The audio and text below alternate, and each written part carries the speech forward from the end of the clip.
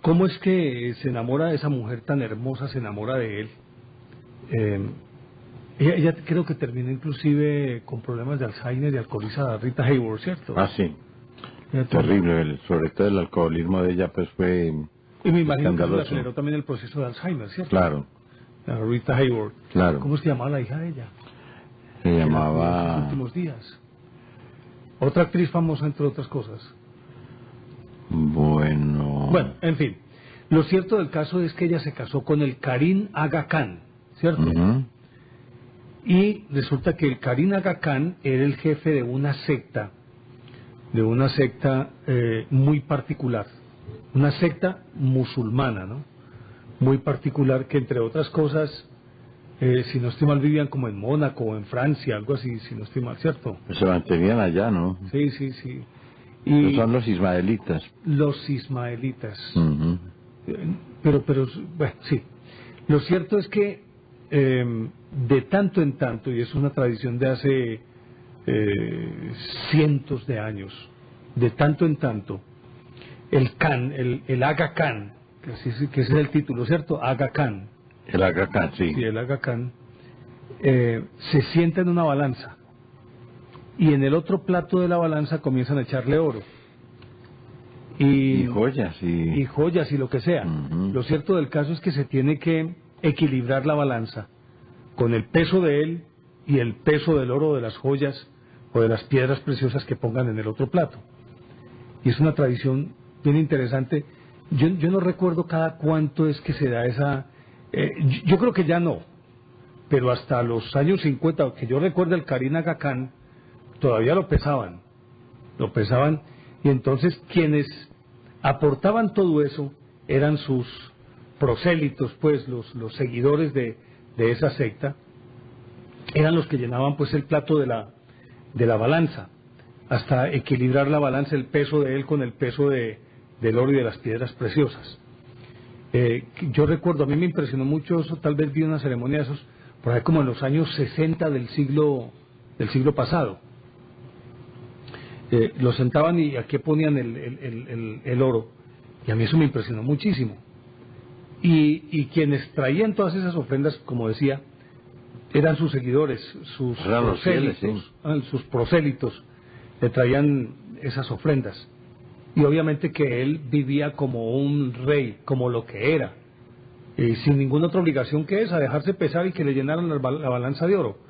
No sé si, creo que él tenía que presidir una o dos ceremonias anuales, que eran muy importantes para esa secta musulmana. Pero estoy contándole esto, Juan, es porque ese señor, el Aga Khan, era el descendiente directo y legítimo de la cabeza de una secta antiquísima que fue fundada por un señor llamado Hassan ben Sabah. Hassan ben Sabah tenía su feudo, creo que por los lados de Turquía, me equivoco, como una zona montañosa por ahí. Lo cierto del caso es que ese señor lo apodaban el viejo de la montaña. El viejo de la montaña montó una secta muy particular porque él se dedicó a controlar un paso estrecho, si no estoy más, que conducía a Asia, no recuerdo muy bien, en todo caso un paso estrecho. Y entonces él, sí, si la tenemos por ahí la imagen, mostrémosla, Carlitos, dalo ahí, el viejo de la montaña, Hassan ben Sabah, y tenía una característica. Resulta que sus seguidores, él tenía un ejército, y sus seguidores los mantenía él drogados con hachís. Y entonces les daba hachís en el desayuno, en el almuerzo, en la comida, en infusiones, en bebidas de diverso tipo, y todo era con hachís. Y desarrollaron ellos una fidelidad tal que cuando él ordenaba que se suicidaran, se suicidaban. Cuando él ordenaba que mataran, mataba. Se cuenta inclusive que en alguna oportunidad, en una demostración de la fidelidad de su ejército, había un visitante ilustre, tenía él un visitante ilustre, y mandó a llamar a varios de esos soldados, y les ordenó que marcharan por lo alto del castillo. Marchen. Ellos empezaron a marchar y marchen y marchen y marchen. Terminó el muro del castillo y siguieron marchando y se despeñaron. Y resulta que él, para poder controlarlos, como decíamos, los drogaba, pero además les mostraba una visión beatífica de lo que era el jardín de las Huríes. El jardín de las Huríes, que es el paraíso de los musulmanes. Se cuenta que él llegaba y los drogaba más que de costumbre. Saúd. ¿Ah? El Saúd, eso quiere decir jardín. Exacto. Y entonces los drogaba y los llevaba dormidos a un valle secreto que él tenía, muy bien custodiado. Y adentro estaban las Huríes, o sea, doncellas vírgenes. Bueno, al decir doncellas, pues es como una redundancia decir doncellas vírgenes. Bueno, pero para reforzar el concepto, lleno de doncellas que los atendían como reyes, porque cuando los depositaban en ese valle había unos recintos lujosísimos, palacios, y en efecto al parecer tenía fuentes de las que emanaban leche y miel, como dice el Corán, y se les permitía que tomaran el licor que en su vida normal no podían ingerir, y estaban todas esas mujeres para atenderlos a ellos. Y entonces ellos se quedaban en un estado de contemplación, absortos, y además felices, y resulta que él les vendía esa estadía en ese sitio secreto, se los vendía como un sueño. Les decía: miren lo que les espera a ustedes si dan su vida por mí. Si dan su vida por mí, al morir llegarán a este sitio y podrán disfrutar de todo lo que hoy han tenido: comida abundante, mujeres hermosas, trago, leche, miel, el jardín de las Huríes. Huríes con H, Huríes. Y entonces resulta que cuando ellos regresaban de esa visión extática, porque él además, una vez que les permitía disfrutar durante un rato de ese sitio tan paradisíaco, que de hecho era el paraíso, retornaban a la vida normal, despertaban y volvían a la realidad, y entonces ahí los cogía Hassan Ben Sabah y les decía: esa visión que ustedes tuvieron es el premio que van a tener si me son fieles. Esa era la explicación que permitía que ellos ciegamente le obedecieran, aún despeñándose, como contábamos pues hace un instante, de cómo marchaban derechito hacia un desfiladero y siguieron derecho, o seguían derecho. Y además se convirtieron en el terror de ese vecindario, pues por decirlo de alguna manera, de esa región, porque mataban a lo que se atravesara. Todos los caminantes que se pasaban por ahí tenían que pagar un peaje, tenían que pagar una vacuna que llaman ahora, y si ordenaba a Hassan Ben Sabah que los mataran, los mataba. Pues de ahí surgió un término que es muy conocido en nuestro medio, además. Bueno, es un término ya universal, pero en nuestro medio pues tiene como más arraigo, pues por esa misma idiosincrasia nuestra, que son, porque aquella secta, ese ejército, los llamaban los hachicinos o hashishinos, ¿cierto? ¿Es la expresión correcta? Exacto. Hashishinos. Poseídos por el hashish. Exactamente, que consumían hashish. De ahí nace la palabra asesinos, que eran lo que en la práctica eran los integrantes de ese ejército, Juan. Hay un fanatismo increíble, pues, y aberrante por demás. Y mataban y robaban y hacían cualquier cantidad de barbaridades en nombre de Hassan el Sabah. Pero hay muchas... esa misma anécdota que usted contó sobre la cuestión de la marcha. Bueno, vamos a mirar ese sí, eso es un hashishin. Sí, no es que sea asesino propiamente dicho, sino que es un tipo que está poseído por el hashish. Está Mire la expresión en de los su ojos. trance. Mire la expresión, está en un trance. Está elevado completamente, no está volando, como dicen los muchachos ahora, ¿no? Está... A mí todavía me tocó la época que le decían que estaba volqueto. Ujú. ¿Sí? Sí, pero bien jalado. Y entonces, sí, no muestra Mire la otra cosa expresión, está fuera de sí. Esa misma anécdota de la marcha que usted cuenta se la atribuyen a Melgarejo, el dictador de Bolivia, el caudillo, que Agustín Melgarejo. sería Agustín. Creo que sí. Sí. Agustín o José María. No sé, no. El Melgarejo lo conoció Melgarejo, todo el mundo. sí. Melgarejo. Ujú. Y él, pues se mantenía borracho. Así borracho le regaló a los argentinos casi toda la provincia de Mendoza, ¿no? Eso pertenecía a Bolivia, por un caballo que le llevaron, ¿no? Era muy afecto a los caballos. Y una vez fueron los ingleses allá a ofrecerle a una asesoría militar, le dijeron, hombre, venimos a ayudarle, venimos a ofrecerle, usted que los ingleses siempre pues están por ahí, ¿no? Desde que haya estaño y desde que haya oro y desde que haya todo eso, por ahí los ve usted. No. Y entonces, resulta que lo cogieron en una de esas rascas que él tenía y les dijo, hombre, yo les acepto la asesoría a ustedes si me demuestran que los soldados ingleses son capaces de hacer lo que hacen mis soldados. Y yo, pues, diga, a ver qué es lo que hay que hacer.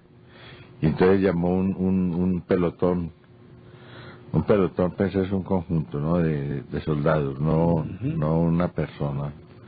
Yo no he dicho nada, a mí no me mires que no he dicho nada, no he abierto. No, porque, como vos me has dicho así muchas veces, entonces, yo hago la aclaración. Y entonces, los hizo formar y les dio la orden de marchar. Y resulta que estaba frente al balcón presidencial, ¿no? Al balcón ahí de la oficina de él. Pero de frente con compás mar, 1, 2, 3, pues, tan. Y fueron llegando ahí al balcón y se fueron tirando. Y esos ingleses salieron de allá corriendo, pues sobresaltados. Imagínese usted, por Dios, semejante demostración, ¿no? ¿Qué tal es? Eso es. Eso es lo que es un fanatismo. Sí, esa es como ocurría con estos hachicinos, los hachicinos de Hassan Ben Sabah, el viejo de la montaña. Pero también en la época de la mafia china, ¿no? De la rebelión china, mejor, no la mafia, sino la rebelión china contra los ingleses, por lo que se llamó la guerra del opio. Bueno, los boxers eran los boxers, ellos formaron un ejército muy famoso de 40.000 efectivos. Boxers quería decir los peleadores del corazón elegante, una cosa así. En todo caso, o sea que en China hay una especie de boxeo que es como boxear con la sombra, ¿no? Y hacen pero bellezas, todavía practican ese boxeo al aire. Es una hermosura esa gracilidad de los movimientos con que ellos se mueven, pues, y con cómo dan los golpes y cómo los tiran, pero realmente están boxeando con la sombra, no le están pegando a nadie. Es como una especie de boxeo virtual. Entonces, por esos movimientos tan elegantes que tenían, pues los llamaban los boxers. Usted sabe que el boxer, pues, es el boxeador, pero también es el que mueve los pies muy elegantemente. Por eso a ese perro que hay por ahí, chato, que lo llaman boxer, es precisamente por el movimiento de sus pies. Bueno, de sus patas, pues, no. Lo que pasa es que yo ya estoy como como los gringos que dicen las piernas de la mesa, no las piernas de la mesa. Por el movimiento de sus patas, ahí está un boxer ahí que es muy elegante, ¿no? Entonces, estos boxers pues se coaligaron para defenderse del imperio inglés, que los estaba envenenando prácticamente con el famoso opio refinado. Y esa fue la guerra del opio. Pero había también unos que eran más radicales y que formaron una especie digamos, de secta secreta con consignas de muerte, que era que se emborrachaban, se obnubilaban completamente con el opio y los mandaban matar a alguien, algún dignatario, algún personaje de esos del imperio, y ellos salían y nada los detenía, porque ni las balas ni nada de eso, ¿no? Esa gente cuando arrancaba utilizaban un hacha, una chuela, pues, así como esas con la que mataron a Trotsky. Y vea un fumadero de opio ahí, ya. Un fumadero de opio, pero de opio tradicional, ¿no? Sí. Que ese no les hacía daño a los chinos. Ese opio, Carlitos, ese opio era la bombita de la goma de la amapola, que la ponían sobre esa pipa. Es una pipa muy larga para que el aire se enfríe al pasar de ahí desde la llama hasta la boca. Entonces se fumaban eso, pero ellos ya lo consumían pues en exceso, y entonces perdían todo control y arrancaban y hacían cualquier cantidad de daños entre los representantes del imperio, ¿no? de los que los tenían dominados ahí y que los tenían los británicos mal agarrados, ¿no? que eran los británicos en eso que se llamó la guerra del opio. Así es. Y resulta que pues obviamente que la característica común de todos estos es precisamente el fanatismo. El fanatismo, que yo creo que ha sido uno de los graves males que ha debido sufrir la humanidad. Y resulta que ese fanatismo tiene que ver con varias áreas específicas, Juan, creo yo. Fanatismo político, fanatismo deportivo y fanatismo religioso. Yo creo que son las tres grandes áreas en las que se manifiesta ese fanatismo. Y tal vez en el ámbito en el que es más virulento ese fanatismo es el religioso. El religioso, de otra manera uno podría explicar, acuérdese usted de esas sectas antiguas, los jansenianos o jansenistas, que inclusive había unos que se castraban. Sí. ¿Cuáles serían esos? Hombre, vamos a ver si lo logro determinar bien. Pero había de esas sectas que usted menciona, así por el lado de los jansenianos, había unos que se castraban. Se castraban y para guardar todo tipo de sí. torturas. Se apedreaban, lo que usted quiera, y mientras más golpeado estuviera el individuo, se supone que caía en un estado de mayor arrobamiento, de éxtasis místico. Porque si usted sabe que del placer al dolor hay un paso muy fino, muy delgadito, es un hilo demasiado delgado que une el placer con el dolor. Muchas veces el dolor, cuando ya se cruza el umbral del dolor, es decir, cuando ya se llega al límite en el que uno soporta el dolor, al pasarlo eso se convierte en placer, que entre otras cosas es una de las explicaciones que han pretendido darle al por qué esas personalidades tan extrañas de aquellos santos de la Edad Media y luego pues a lo largo de los siglos los flagelantes, estamos hablando de Santa Teresa, estamos hablando de Santa Rosa de Lima, la del Castillo, ¿cómo era que llamaba? Josefa, Sor Juana Inés de la Cruz, todas ellas se flagelaban. Y parece que, de acuerdo con el perfil que trazan de estas personas, algunos psicólogos, simplemente ellas acudían a esto porque una vez cruzado el umbral del dolor, lo que venía era el placer, un placer extático que llamaban ellos, que era el arrobamiento místico. Y esa es como una característica, Juan, de estos movimientos sectarios. Y sectarios no en el sentido de que sean fanáticos, sino sectarios en cuanto a que profesan o que forman parte de una secta, Y obviamente que la palabra secta también se ha satanizado mucho, porque secta es simplemente la derivación de un grupo de otro más grande, la escisión de dos grupos, uno más grande y uno más, el que se deriva de ese grupo, el que se aparta de ese grupo es más pequeño. Y todo, por ejemplo, todas las grandes religiones comenzaron como sectas. Ni se diga del tronco común que es el judaísmo, se desligaron tres religiones: el judaísmo, el cristianismo y el islamismo, como para empezar. Fueron tres grandes sectas.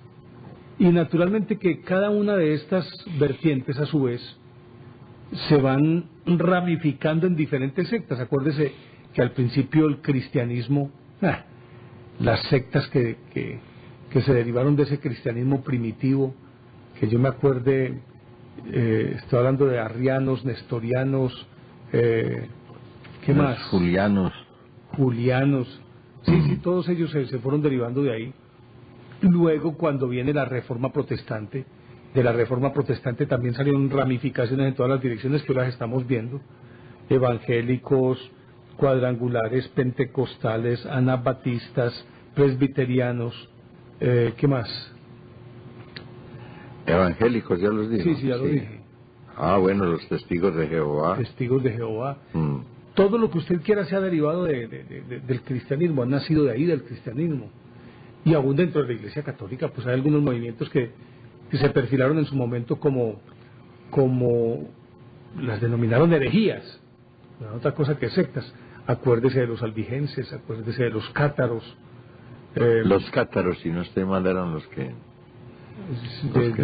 de Francia, los franceses, los cátaros.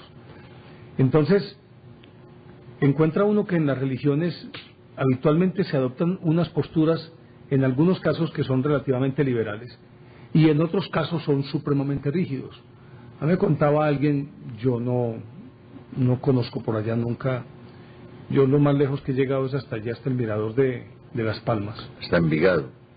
Mirador de Las Palmas, allá. Allá arriba, sí.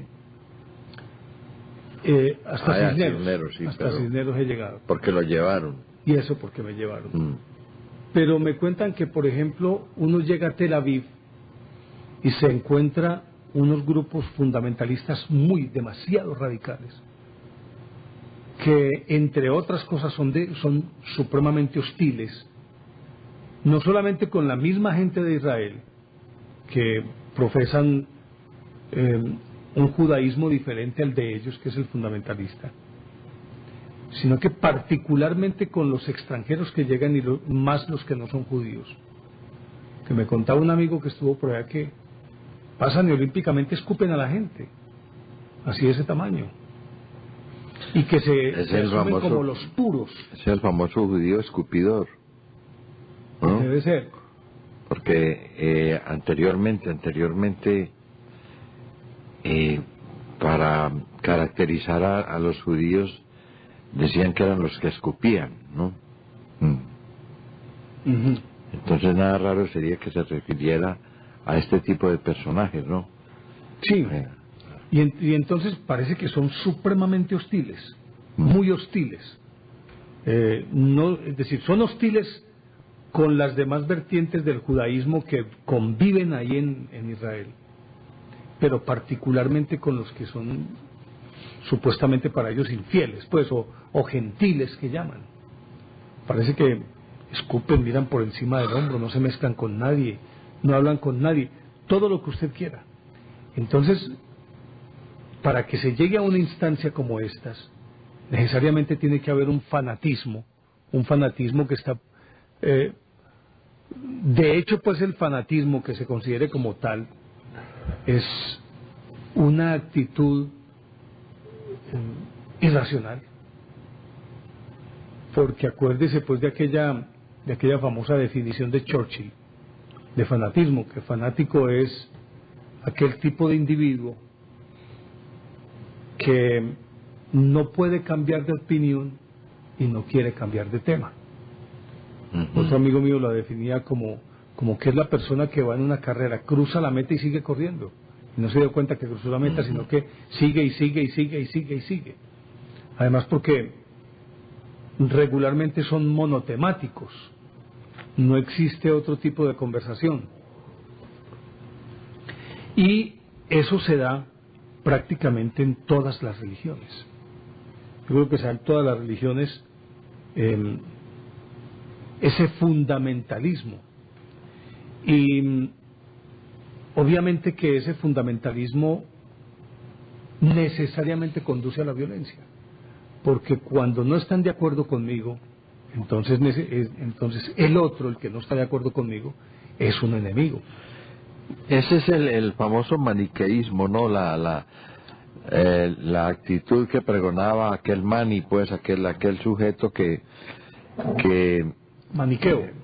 No, que decía que el que está o está conmigo o está contra mí, o conmigo o contra mí. No está conmigo, está contra mí. Está contra mí, sencillamente. Ese es el maniqueísmo que hoy en día está pues muy de moda, ¿no? Es en todas esas tendencias, en todas esas eso que usted llama fanatismos, o en todas estas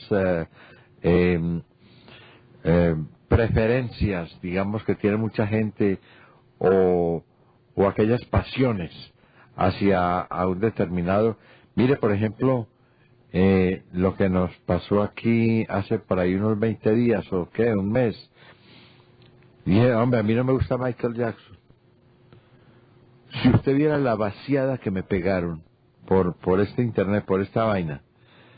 Pero es que me dijeron que yo era bruto, animal, que era un irrespetuoso, porque dije que no me gustaba Michael Jackson. No dije ni que le gustaban los peladitos, no dije nada malo de él, no lo ataqué. Ni que era mal cantante, ni que era mal compositor, ni mala persona, nada. Dije, no me gusta a mí, no me gusta a mí. Inmediatamente se viene en Lanzenristre y le digo, si lo digo por ahí de pronto, en un grupo donde estén esa manada de anómalos, de anormales, me pegan, claro, me castigan, me flagelan y quién sabe, pues me la pidan o alguna cosa, me hacen, no me dañan, porque no me gusta Michael Jackson. O sea, me va a pasar lo del extranjero, ¿no? Cuando con el libro de Albert Camus, ¿no? Sí. No lloré porque se murió mi mamá, entonces si no lloro porque se murió su mamá, usted es malo. Usted tiene que ser un tipo malo. Eso es muy peligroso, hombre, eso es dañinísimo. Y sobre todo que hay gente que se deja absorber de esa manera. Yo lo considero ignorancia, yo no le puedo dar otra explicación a eso fuera de la ignorancia, o fuera de de la gente que no tiene opciones, ¿no? Ese se enroló con esto y se embobó con esto y no busca otras posibilidades, ¿no? Porque, por ejemplo, en la cuestión, en lo que es de apreciación, existe todo un menú en donde usted puede decir, hombre, me gusta la carne de vaca, me gusta la carne de cerdo, me gusta el chivo, me gusta el pollo, me gusta el pescado, me gusta esto, me gusta aquello. Pero no, le tiene que gustar es esto y no más, y esto es lo que le tiene que gustar a usted, y esto le tiene que gustar a usted porque yo lo digo. Hombre, por Dios, esa ignorancia tan atrevida y tan descarada ha provocado muchos estragos, hombre, en la humanidad. Pero todavía sigue siendo así. Es como cuando a uno le tratan de meter a la brava un personaje. Se lo quieren meter a la brava y le dicen que este es el mejor y que este tiene que ser y que tal y tal y tal y tal. Mire, en eso del deporte, por Dios, usted se ha visto los excesos a los que se llega. Ahora, por ejemplo, ¿cuál es el mejor futbolista del siglo XX o de la historia del fútbol? Entonces, la pelea está entre Maradona y Pelé. Y hay unos que defienden a Maradona, otros que defienden a Pelé. Yo defiendo a Pelé. Bueno, sus razones tienen. El más grande de todos los tiempos. Y son respetables, yo también lo defiendo. Pues pero también hay razones muy objetivas para yo defiendo a Pelé como persona. No, mire, pero además como futbolista. Mm. Se ganó 3 campeonatos de fútbol en el mundo. Hizo 1.285 goles. Se ganó creo que 3 o 4 copas intercontinentales. Fue campeón de América las veces que quiso. Maradona, fue profesional. Mírelo ahí, vea. Además de todo un profesional. Maradona se ganó 2 campeonatos. 86. No, uno. Uno Porque nada en el más. 78 que fue campeón Argentina, Menotti no lo quiso poner. Fue campeón una vez. Se ganó campeonato en Italia, varios títulos en Argentina. No pasó de los 500 goles, creo. Es decir, si miramos desde ese punto de vista las estadísticas, pues Pelé se nos lleva en calle todo lo que usted quiera. Aparte de eso, Maradona tenía la pierna izquierda, fabuloso con la pierna izquierda, y pare de contar. Ah, bueno, y con la mano. Con la mano también era muy hábil. Con la mano. Le hacía con la pierna izquierda, con la derecha, con el pecho, con la cabeza, con la nalga. Aprovechar el cuerpo del contrario para... Lo que usted quiera, sí, para autohabilitarse. Pero bueno, pero lo que usted dice, eso es muy subjetivo.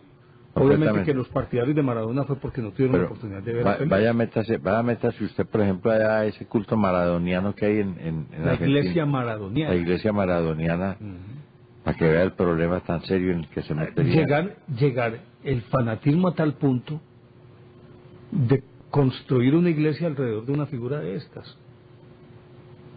Dios Maradona, y celebran como si fuera pues la Navidad, el nacimiento del niño Dios, el cumpleaños de él, en el mes de octubre, si no estoy mal. Hombre, no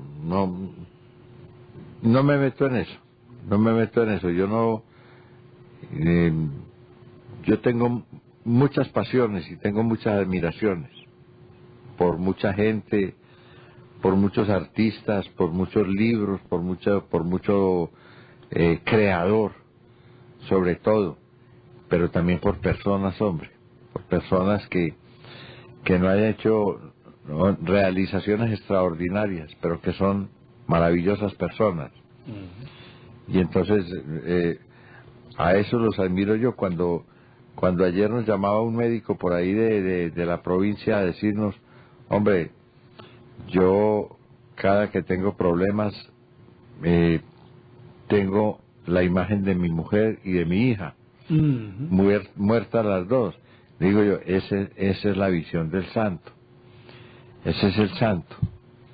Esas son las tías que uno tuvo, que no cometieron un pecado, que no le quitaron nada a nadie, que no dañaron a nadie, que no hablaron mal de nadie, que con su lengua no tocaron a nadie, que siempre salieron en defensa de...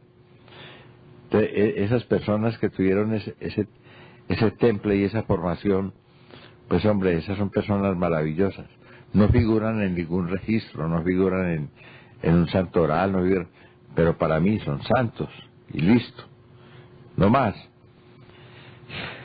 Pero ese peligro del sectarismo, ¿no?, que hoy en día, por ejemplo, en la política está haciendo una carrera desastrosa. No, pero Juan, perdóname, pero es que yo creo que cambia el escenario, pero no cambia la furia del ser humano, ni cambia esa obsesión y ese fanatismo.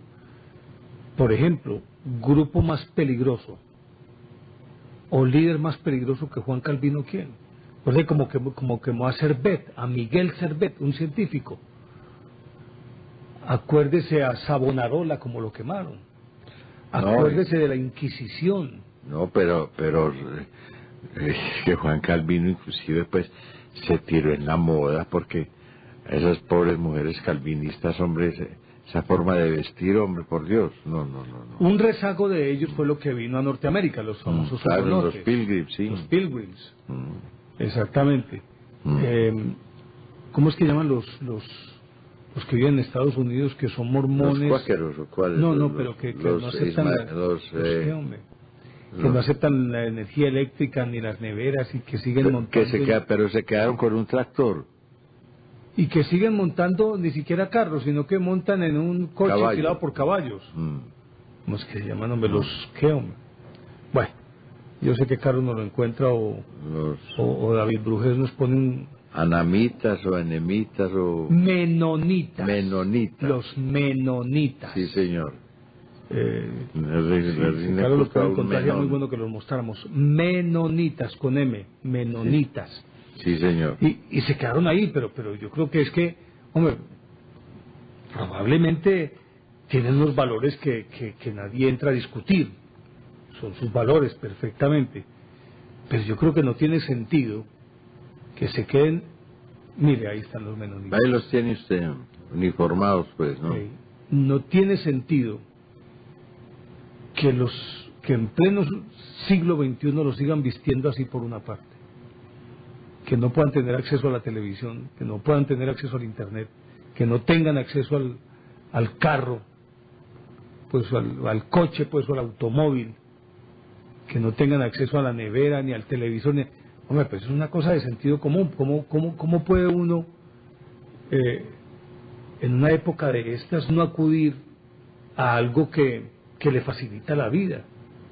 Pero como siguen pensando dentro de eso como un concepto de pecado, simplemente lo desechan. El caso de Calvino fue terrible en Ginebra, la dictadura de Calvino fue terrible. Acuérdese lo que hizo la Iglesia Católica con los albigenses, la cruzada contra los albigenses y cátaros. Los predicadores, sí. Sí, acuérdese que se cuenta que en cuestión de una semana mataron a más de 100.000 en el sur de Francia. Terrible eso. Ni qué decir de la Inquisición, de lo que fue la Inquisición.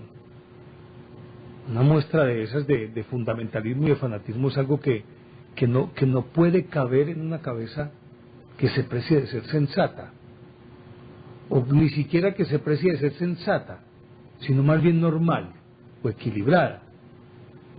Y así como ese caso de los calvinistas, de estos menonitas, el caso de los albigenses y los cátaros, y de muchas, de una imagen de la Inquisición. Ya están quemando a uno y le están metiendo por los ojos y por toda parte, le están metiendo una imagen. La Santa Inquisición, y mire la cruz al fondo, el nombre de la cruz. Y ahí él también, el que tiene al frente. Claro. Y si esto es así, y esa imagen me recuerda a otra que también adquiere caracteres de secta, ¿cuál es el Ku Klux Klan? Ah, no, eso sí. Que es eminentemente racista, pero también involucra conceptos religiosos. ¿Cómo se puede explicar que 900 personas mansamente se entreguen a un líder, a Jim Jones, y muchas de ellas voluntariamente se suiciden, y las otras, como borregos metidos en un corral, se dejan matar? ¿Pero qué pasó ahí? Mire, el Ku Klux Klan. Sí, señor. Organización fundada por un general llamado Albert E. Spike. Sí, señor. Fue además uno de los... De la guerra de secesión, ¿no? Sí, él estuvo por esa época, pero él era más... Era Illuminati, era más masón, pero enquistado dentro de la masonería como Illuminati. Se dice que fue inclusive el que trajo, porque él es del siglo XVIII, 1700 y tanto. No, Spike. No, S. Albert S. Pike. Ah, Pike. Pike. P-I-K-E. Sí. Mire los integrantes del Ku Klux Klan. Ah, no, pero no, perdón, esto no tiene nada que ver. Estos son los que transportan el Santo Sepulcro. Sepulcro, como sí. Más bien como los correspondientes de aquí de Popayán del Orden de la Alcayata, algo así. Sí. Esos son lo que llamarían peregrinos o romeros, o gente que está pagando una promesa o expiando una culpa, que se apuntaban a eso, y otros simplemente por familia. No, pues esto no tiene nada que ver ahí. No tiene nada que ver, esto no tiene que ver con ese movimiento del Ku Klux Klan. Gracias, Carlitos. Pero mire lo que hablaba de Jim Jones y la secta que en Guyana, por instigación de él o por sus lineamientos o por esa devoción y ese frenesí que sentían por él, ese fanatismo, 900 personas pierden la vida. Cientos de ellas voluntariamente, que ingirieron el veneno voluntariamente, y otros cientos de ellas que eran seguidores fanáticos del tipo y que trataron de despertar a última hora y terminaron envenenándolos. O acuérdese los davidianos de Waco. Ese fue David Koresh. De David Koresh, a principios del decenio de los 90, que se enfrentan a la policía y mueren 83 de ellos y hay un incendio y todo lo que se quiera. No, pues eso los que declararon fue una guerra al Estado. El Estado lo vieron supremamente peligroso, y sobre todo pues porque llevaba un tipo de vida que no encajaba dentro de lo que potencialmente se puede decir era normal. Pero si a eso usted le sigue buscando más aristas, Juan,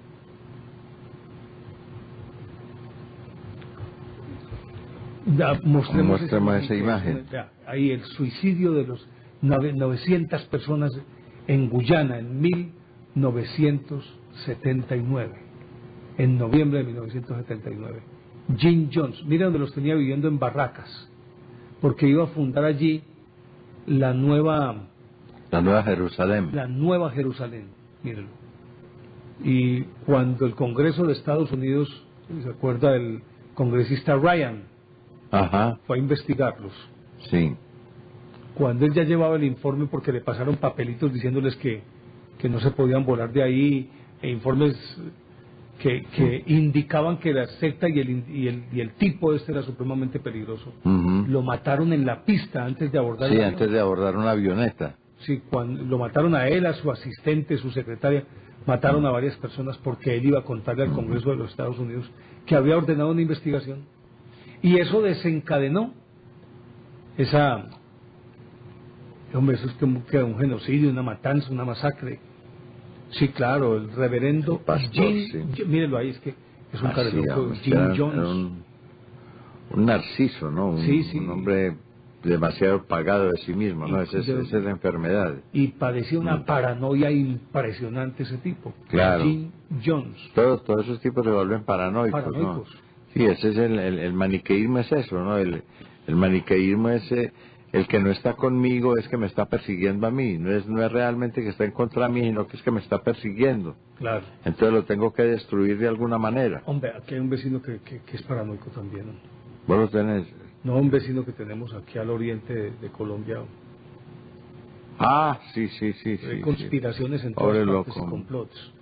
Pero bueno, retomando esto, Juan, retomando lo de Jim Jones, recuerde lo que ocurrió hace relativamente poco con los miembros del Templo Solar, que era una secta suiza, que se acuerde que se suicidaron 39. Sí, señor. Porque supuestamente era el fin del mundo y llegaba una nave extraterrestre por ellos. Que los iba a salvar. Los iba a llevar para el paraíso.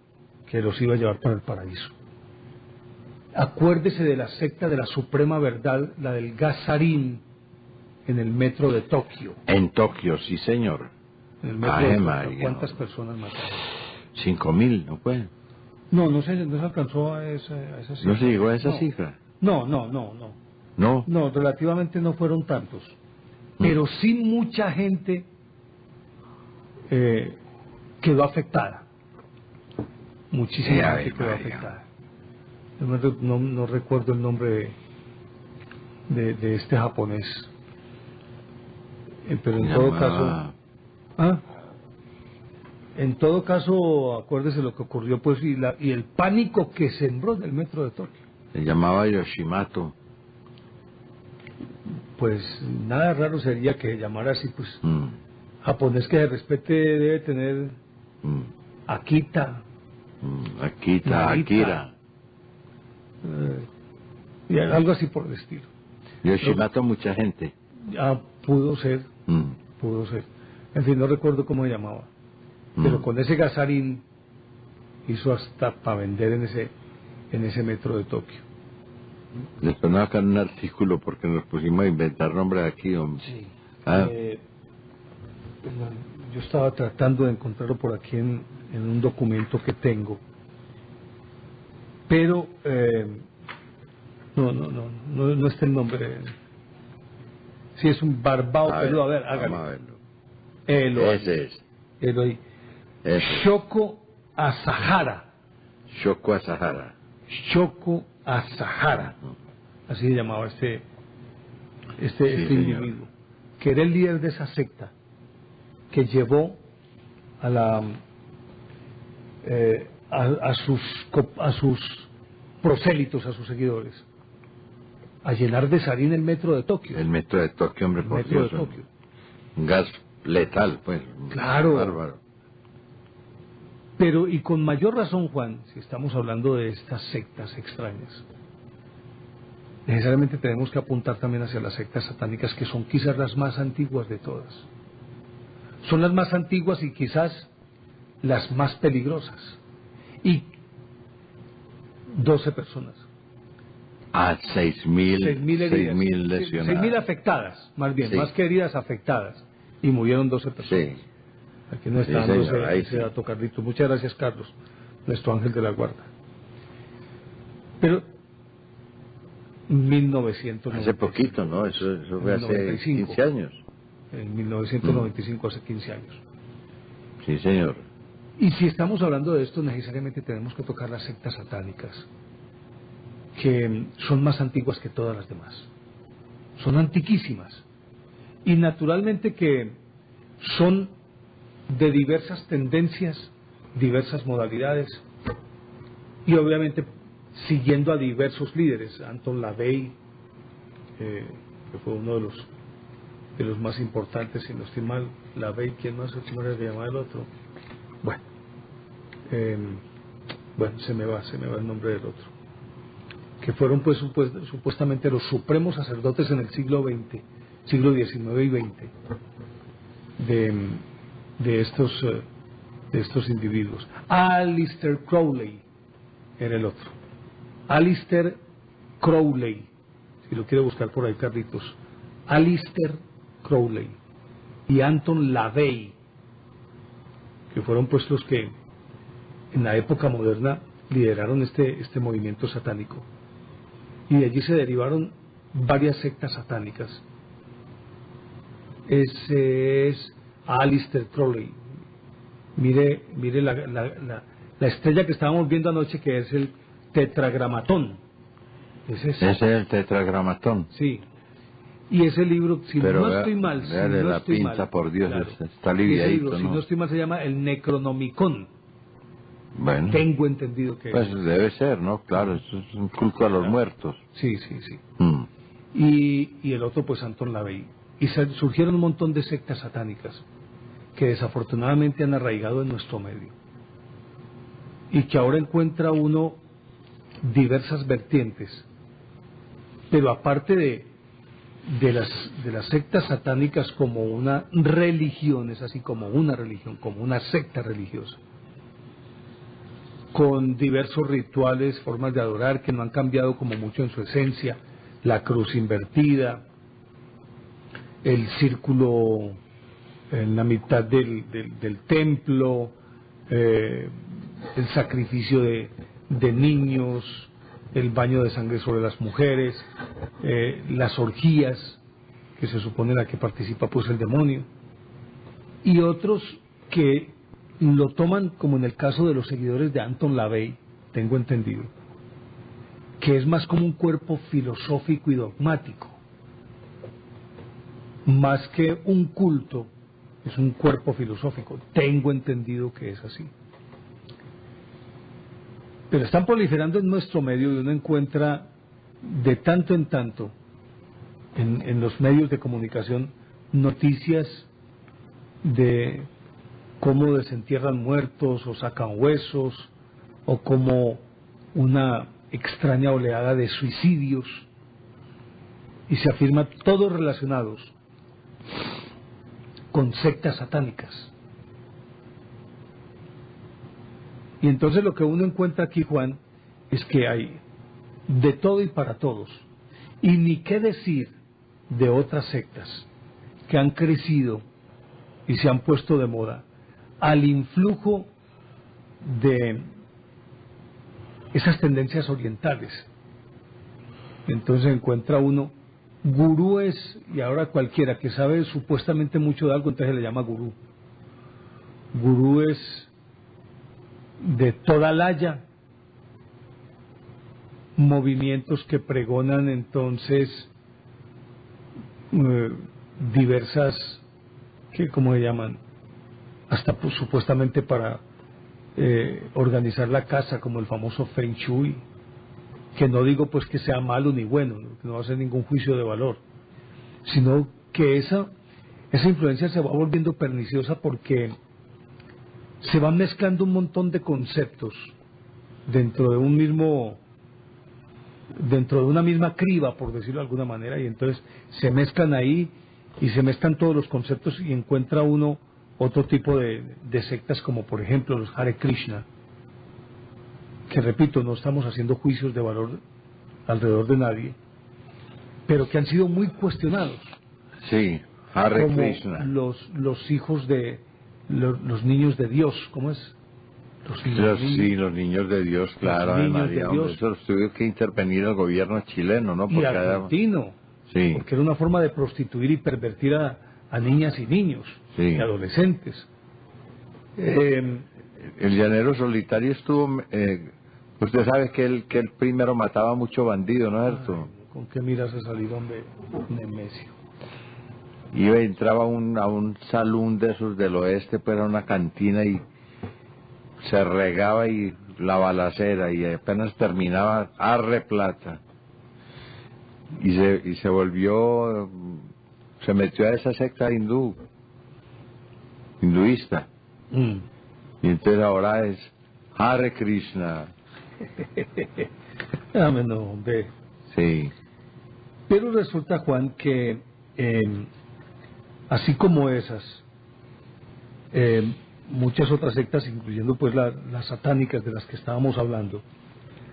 Es que hay una cosa pues que es cierta y no la podemos soslayar. Digamos, Satán ejerce una fascinación desde la misma Biblia, ¿no? Desde la misma Escritura, porque a Satán se le considera el espíritu maligno, el ángel rebelde y enemigo de Dios. El ángel caído. No fue caído, fue que un rebelde que fue arrojado del cielo, hacia la brava, pues, ¿no? Y que se convirtió en el jefe de los demonios, ¿no? Su recinto o su destino, pues, o el reino en donde él gobierna es el infierno. Y su orgullo es el sinónimo de una extrema soberbia que nace de una belleza maldita que él tiene, ¿no? Y que es casi que... Sí, señor, ahí tiene usted, ¿no? Y ese es un libro que se usa... La serpiente. Que se usa en cultos satánicos, sí. En cultos satánicos hay una mujer desnuda. Ese abanico que lleva ella en la mano, pues da la impresión de que es una hetaira, ¿no? Una cortesana. Y las serpientes, ¿no? Tiene mucho simbolismo la imagen que usted nos da, Carlitos. Y que a pesar de que lo presentan así, pues con cachos y con cola, pues se supone que el diablo no era tan feo, hombre, ¿no? Que era nada menos que Luzbel, ¿no? que tenía una belleza irresistible. Y por eso pues causaba tantos estragos y hacía tanto daño. Además, Milton pues lo acaba de afirmar. El paraíso perdido. El paraíso perdido, ¿no? John Milton pues hace toda una caracterización de ese hechizo que Satanás ejerce sobre los mortales y que es un personaje obstinado que martilla y martilla hasta que consigue lo que quiera y que además utiliza una ironía muy punzante. Sí, señor, ahí está John Milton. Es John Milton. Y en Goethe quedó también. ciego, ¿no? Sí, señor. Ciego, porque escribió ese libro, obviamente, en condiciones muy difíciles, a la luz de la vela, y aún se cuenta que de noche, a la luz de la luna, seguía escribiendo. Y en Goethe, por ejemplo, encontramos el cínico, ¿no? Esa imagen que presenta de Mefistófeles es lo más cínico que yo haya visto, hombre, pero es que eso es algo perfecto, esa caracterización del cinismo de Satanás que hay en el Fausto, indudablemente. Sí, señor. Pues hombre, todas estas sectas tienden a sojuzgar al hombre, a someterlo de tal manera y alienarlo, más que a sojuzgarlo, a alienarlo. Y de acuerdo con un estudio que se ha hecho, y bueno, yo creo que ni siquiera habría que hacer un estudio para determinar eso, resulta que se caracterizan regularmente porque es una organización piramidal con un líder en la cúspide, un líder que es venerado y a veces es inclusive acatado como si fuera un dios. Y naturalmente que tiene que haber una sumisión total frente a ese líder. De él, lógicamente, salen sus más allegados, que se convierten como en sus esbirros por una parte, ejecutores por otra, pero también individuos de pocos escrúpulos que se aprovechan de la credulidad de aquellos. Y esa credulidad se transforma en una anulación total de la crítica interna, de la autocrítica del individuo. Uh-huh. Él se queda sin voluntad de razonamiento, ni siquiera se cuestiona qué es lo que está pasando.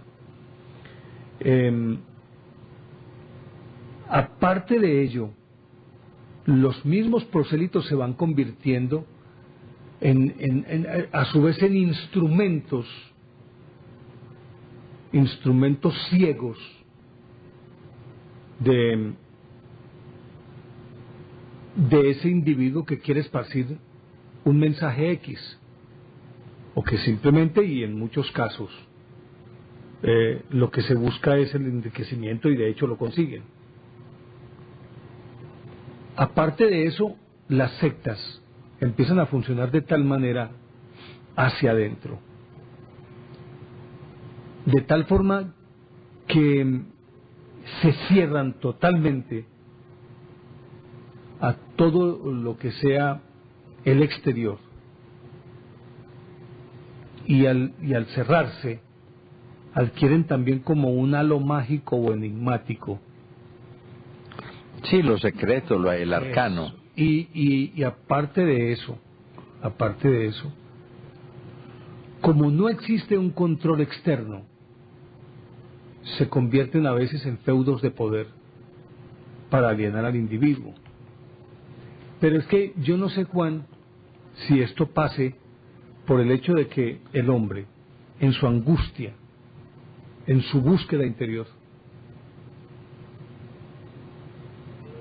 habitualmente cuando está en situaciones desesperadas, entonces lo que hace es aferrarse a a los dictados o a los preceptos o a los rituales propuestos o impuestos más bien por estos líderes. En estos días me encontré, Juan, y esto es cierto, me encontré, lo vi, y la señora pues trató de evangelizarme. Una señora que tenía tatuado aquí en el antebrazo el 666. Y bueno, pues que el que no crea en eso y se tatúe, pues vaya y venga. Si lo asume como un adorno, vaya y venga, eso es su problema. Pero resulta que ese tatuaje es ordenado, ¿sabe por qué? Por este puertorriqueño que se ha declarado Jesús, Jesús redivivo. Sí. Sí, él es Jesús, llegó Jesús. ¿Cómo es que llama ese puertorriqueño? Bueno, en todo caso esa secta. Ahí está, por ejemplo, el tatuaje. Llama 666. Y era algo parecido a lo que tenía esta señora en el brazo. Pero ¿cómo es que se llama ese individuo, hombre? Tal vez de apellido, tal vez, Rodríguez. será, hombre. Un puertorriqueño, en todo caso él es Jesús. Pero con apellido de esos hombres. Usted sabe que en Puerto Rico el apellido de Jesús es de los más comunes. ¿O no? En Puerto Rico el apellido de Jesús es supremamente común. Sí. Sí, tengo entendido. Pero este no es que tuviera ese apellido, sino No. se declara Jesús. Él es Jesús. Ah. Y exige que sus Pero el proselitos apellido le rindan Rodríguez. culto. Algo así, algo así. No recuerdo cómo se llama esa secta ni cómo se llama este líder. Lo cierto del caso es que él es Jesús. Porque a mí, Y la a mí, señora a- en cuestión empezó a contarme que era que Jesús ya había llegado y era ese puertorriqueño. Y que esa marca del 666 era la marca de él. ¿Y cuánto habrá que mandarle o qué? ¿Cuánto vale la En todo manda? caso creo que tiene medios de comunicación o por lo menos tribunas. Ujú. Y desde allí lanza unos discursos impresionantes y es Jesús y tiene una muy buena cauda de seguidores. Porque si él me paga unas culebritas que yo tengo por ahí, me tienen encartado, pues me tienen un poco, yo creo en él. Mira, más o menos. Sí. Debe A ver, ser. A ver, muéstrele al que tiene ahí, yo le digo si eso no es Carlitos. Carlos está Vamos. buscando todas esas imágenes. En un caso de estos, Juan, yo prefiero seguir al Papa de Barbosa. ¿O No, se acuerda? a mí El me Dios gustaba Mora. más. Al Dios Mora, sí. El Dios Mora creo que era en Ibaqueo, por ahí en Caquetá, que vivían con costales, encostalados. Ese es. Ese es. ¿Cómo se llama Carlos? Ah, bueno, tranquilo, no se preocupe. pobrecito. Ese es. Y dice Pero que no, es pero no Jesús, tiene empaque, pues, no como de... que él es Jesús. No. Debería tener una barba larga, tal, y pues así más o menos, ¿no? Una túnica y tal. Porque del Dios Mora sí me acuerdo que formó la secta de los encostalados.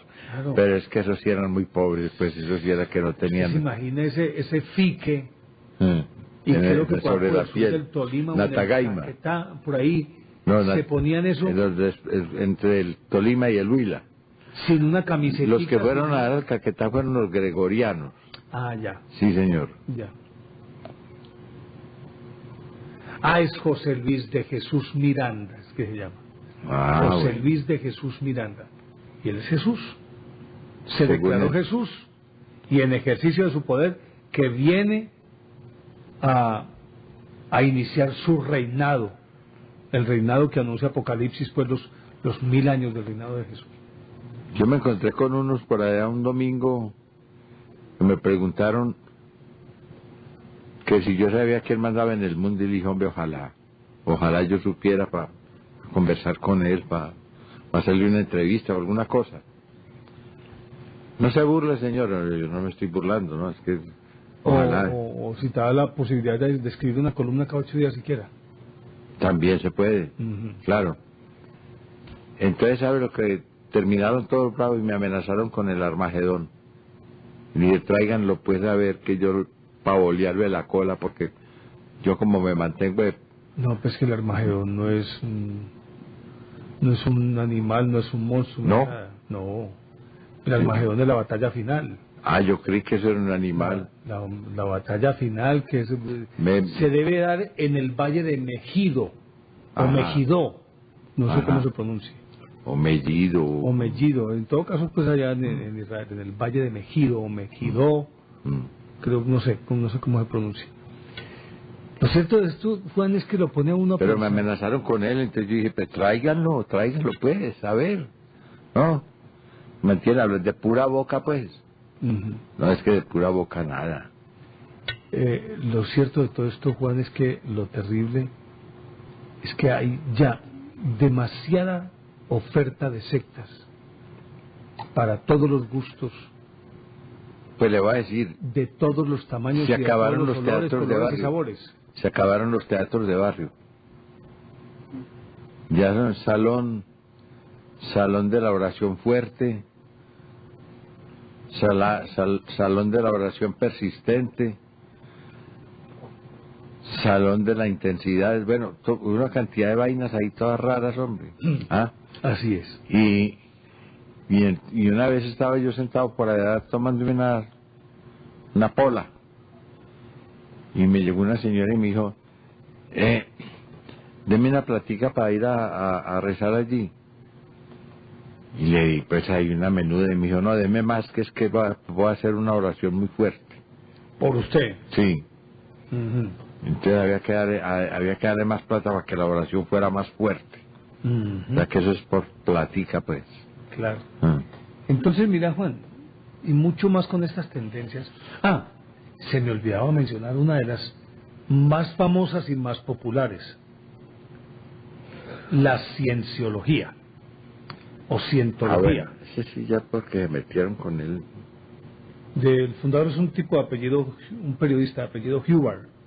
Ajá. Hubbard, creo que en los años 50. Es el que sostiene la carreta de los engramas,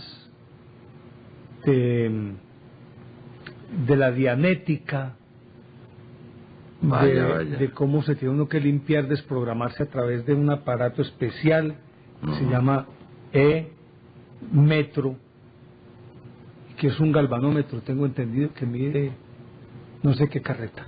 Te midas revuelto, pues. Sí, entonces que como una especie de detector de mentiras te mide el primitivo, pues, aceite. y tienen que contarlo delante de su líder. Y parece que esa información es la que ellos utilizan para manejar al individuo. A esta cienciología pertenecen muchas de las grandes figuras de Hollywood. Tom Cruise, porque yo sepa, pues. John Travolta. También. Sí, John Travolta también. Y tienen un imperio, un emporio. Cosa más, Hombre, uno- el reverendo Moon, acuérdese. Hombre, uno con la plata que tiene John Travolta o que tiene Tom Cruise puede meterse a lo que sea, ¿no es cierto? Eso sí es bobada, pues. Ahí no hay Mire la sede de cienciología. mm, Ahí está, mire, ahí está el aviso. Ahí está el aviso sobre la parte izquierda bajo esa pequeña cúpula negra. Ajá. Ahí está. Ese es el Ajá. edificio. Bueno. Y venden todo lo que usted quiera, le venden lo que usted quiera. Sí. Dice que para desprogramarse, porque hay que dejar el espíritu en cero y que los engramas son simplemente traumas que se quedan fijados dentro del individuo. Pero eso es verdad.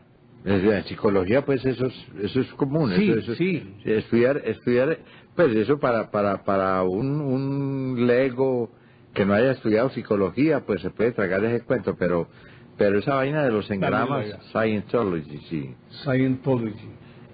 A ver, ¿qué más dice ahí? Celebrity Celebrity Center. Center. Bueno, pero, pues hombre, ese es más o menos la representación moderna que se hace de la memoria, ¿no? Que la memoria es la memoria funciona como una huella digital en el cerebro, y esa huella se llama engrama. Entonces digamos, una impresión muy fuerte, pues le debe dejar un engrama mucho más fuerte en su cerebro, Sí, lo debe dejar marcado. Ahora, si eso lo está traumatizando... Ronald Hubbard fue el fundador. ¿Y entonces? Eso tiene una lógica científica, no... Desde el punto de vista psicológico. Desde la psicología, sí, claro, eso es así, eso no es problema. Sí. Pero si ya después, para sacarle a usted o para borrarle ese engrama, entonces le quitan la platica y le venden a usted un aparato, pues sí sería muy bueno comprobar a ver qué tan bueno es ese aparato. Porque a mí también se me gustaría olvidarme de muchas cosas, hombre, ¿no? Y de muchas personas.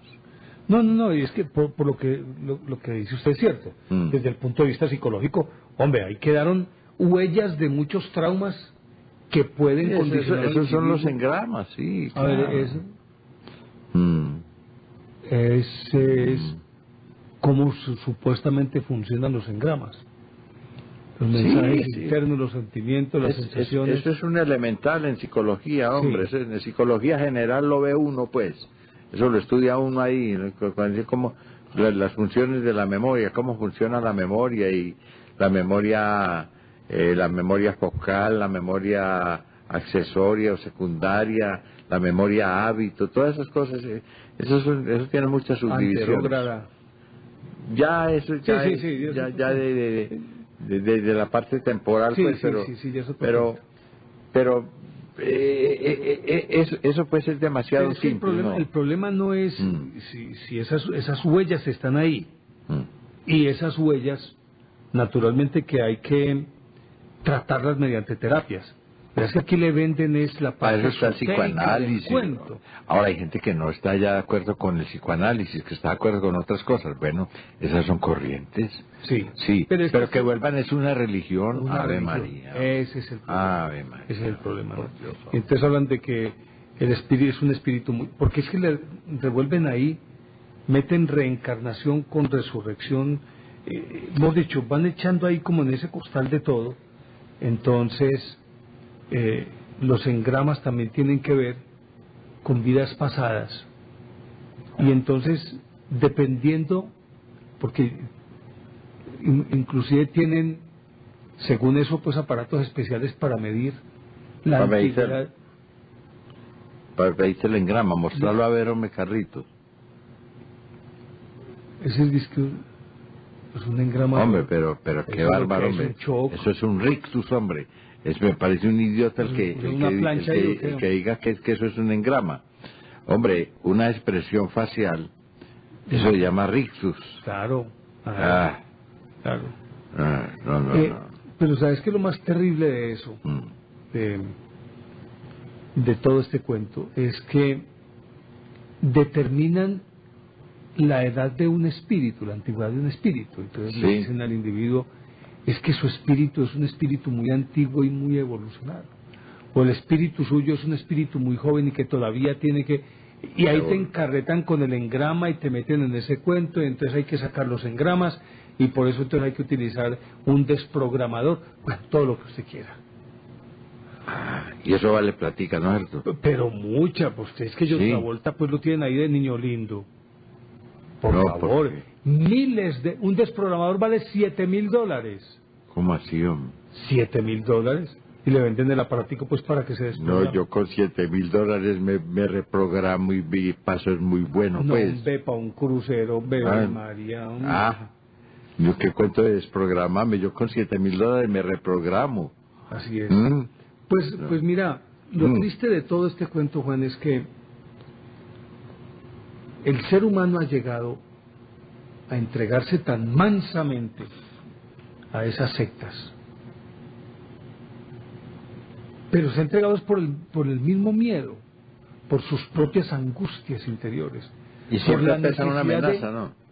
Exactamente, porque el futuro es una amenaza, lo que lo rodea es una amenaza, por su infelicidad interior, el hecho de que no sea capaz de realizarse interiormente, sus frustraciones, sus miedos, particularmente sus miedos.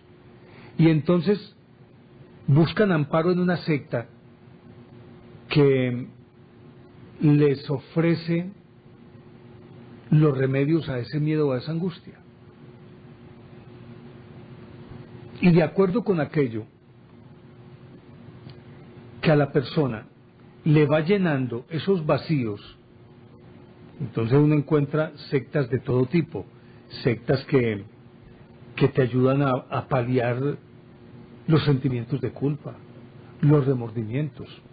Y me parece muy simpático en la forma como la gente se va dejando atrapar en esa telaraña. Me parece muy grave. Y todo es, pienso, esto es una opinión personal, no sé qué pensés vos, tiene que ver con esa, lo que llaman algunos filósofos, la vaciedad, no el vacío, sino la vaciedad interior, es decir, no hay nada desde lo espiritual, lo ético, lo moral, y el individuo entra a llenarlo con objetos, bienes, dinero, reconocimiento, figuración, pero sigue el vacío, sigue estando ahí. Veámosla. Y esa angustia, mire, Ve, ahí tienes tú. El de arriba es el símbolo del Feng Shui. Ahí está la estrella de David. Abajo está el Buda, está Jesús. Y el otro, ese sí no lo conozco yo.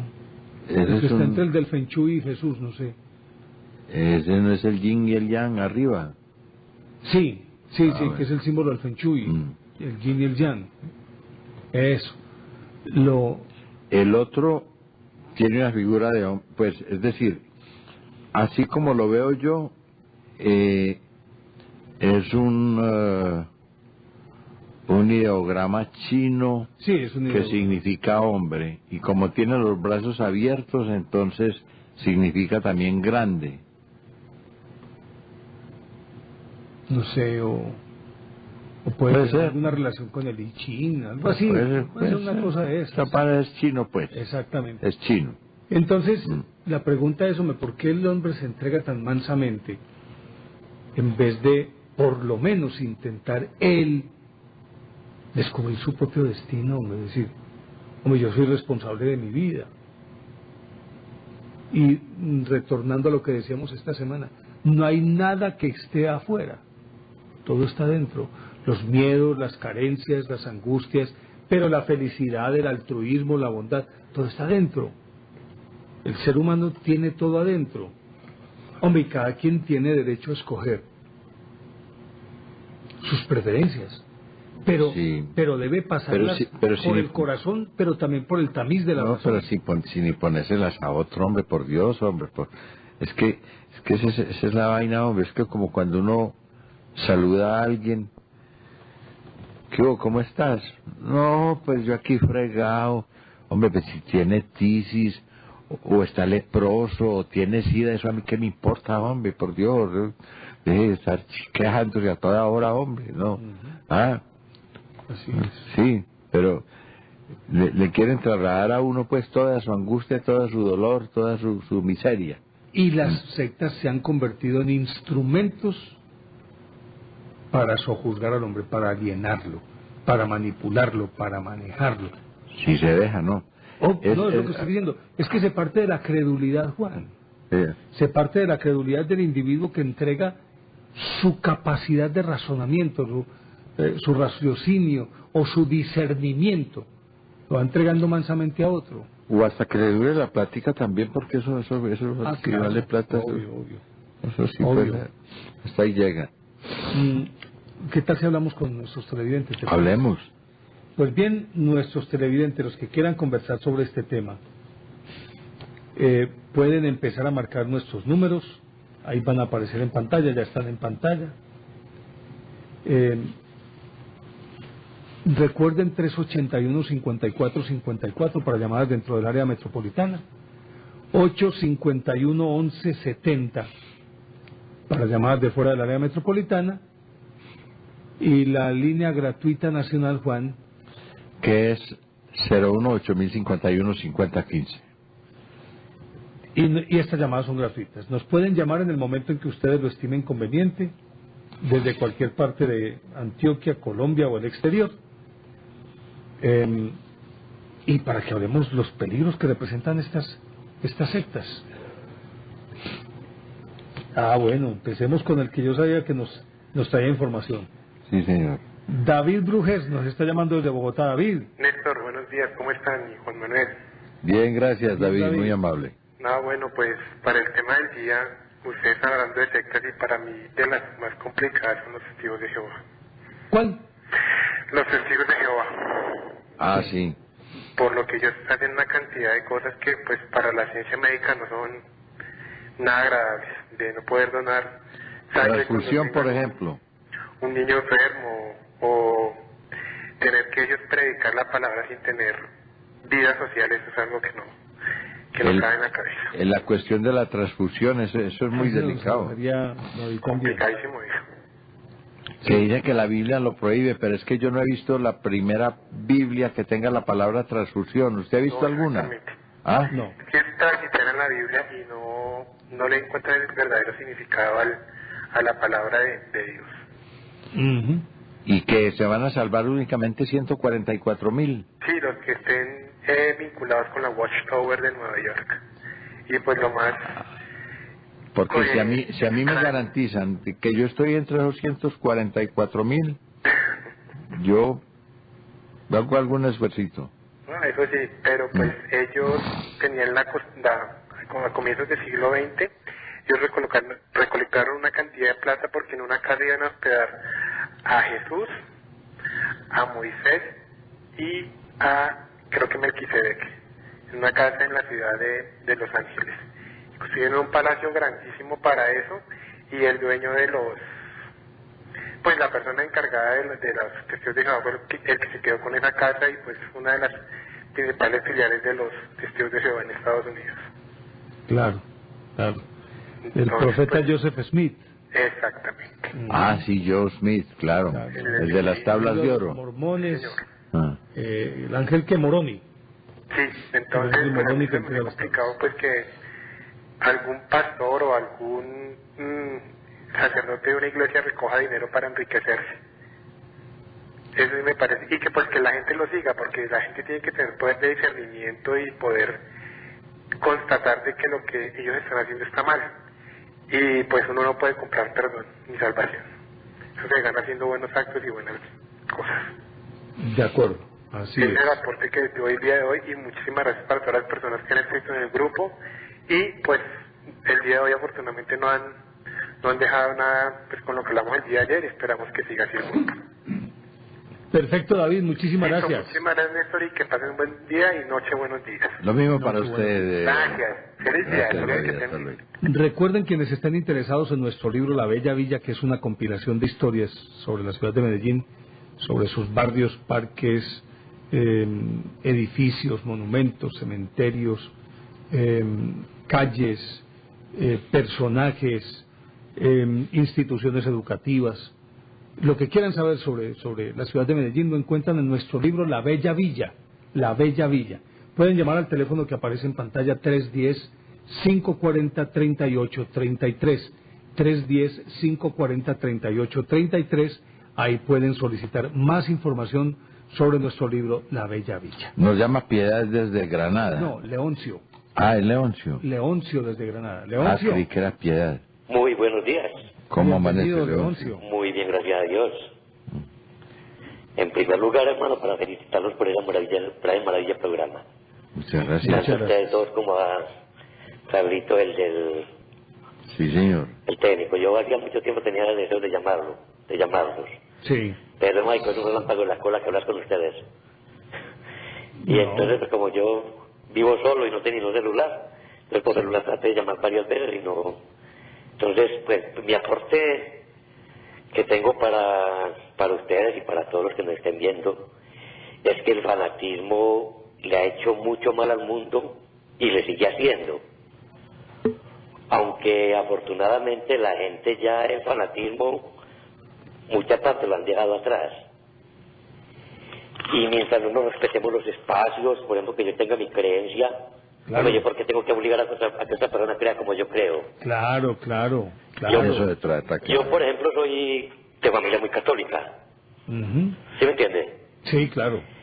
Y yo he estado en toda clase de religiones, así en reuniones, testigos de Jehová, rosacrucistas, gnósticos, y de todo eso, siempre y cuando no sea de satanismo, hay algo que sacar bueno y malo para escudriñar. Claro. ¿Sí me entienden? Pero no voy a enredar uno la mente. Así es. Porque es que el problema del fanatismo es que nos dejamos enredar la mente.